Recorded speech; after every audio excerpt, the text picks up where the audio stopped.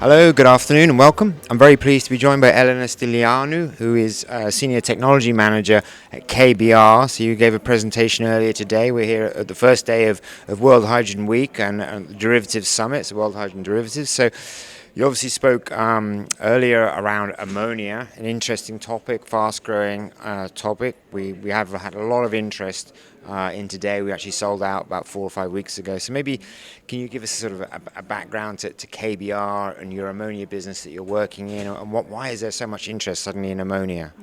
So ammonia is currently traded around the world. Ammonia shipping is already well established, import terminals, loading and unloading facilities. So we have a great amount of experience and infrastructure to leverage on. It's also rapidly expanding, both in terms of capacity and also in terms of the carbon intensity of the transportation of ammonia through ships. We're hearing a lot about ammonia being used as a marine fuel, and that will help decarbonize also transportation of ammonia.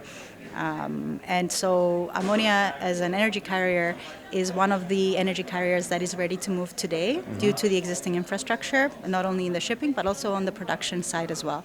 Yeah. There are more than 500 ammonia producing plants in the world today. About half of them, or a bit more than half of them, are by KBR technology. Wow. And they can produce ammonia at very large scales. And at the end of the value chain for ammonia, we can use the technology elements that we have experience in the production to put together a very reliable ammonia cracking technology flow scheme that will also crack the ammonia and deliver the hydrogen to the end users. Yeah, so that's I guess the new part of the value chain, which has to scale and be proven.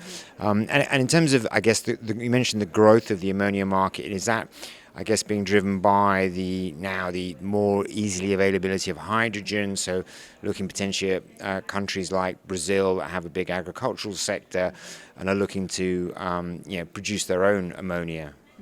Sure, absolutely. There's two parts of two big markets for ammonia. Predominantly and historically, ammonia has been used as a carrier for nitrogen to deliver the nitrogen to the fertilizer industry. And that is still the top priority for ammonia production in the world. The fertilizers is what feeds the world, what feeds the populations. And as you rightly said, there are a lot of opportunities to use the sustainable ammonia production means, for example, in the countries that are blessed with renewable energy, such as Brazil and South America, to support the fertilizer industry. At the same time, we're also seeing a new and much bigger market for ammonia as a carrier now of hydrogen for the energy transition, for energy purposes, to produce clean power or to produce clean hydrogen to decarbonize industries. And that's a separate and much bigger market that ammonia can also serve in the short term. And then I guess the third point is also just keeping ammonia as ammonia and using that directly as a fuel source, so that there are opportunities to use ammonia in its state. Is that right? Yes, absolutely. So that's another advantage of ammonia as an energy carrier, that it's versatile and can have many different functions.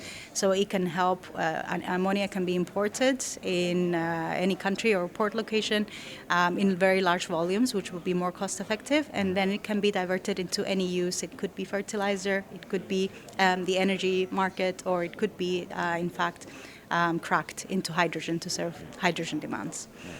Understood. Well, it's very clear. Exciting times, I guess, for the ammonia industry, both in decarbonising its own footprint and also extending the usage of ammonia. So it's been great to have KBR's support. You're obviously a gold sponsor at the event, so we appreciate the support, and we wish you success in all your projects going forward. So many thanks. Thank you very much, Nadim.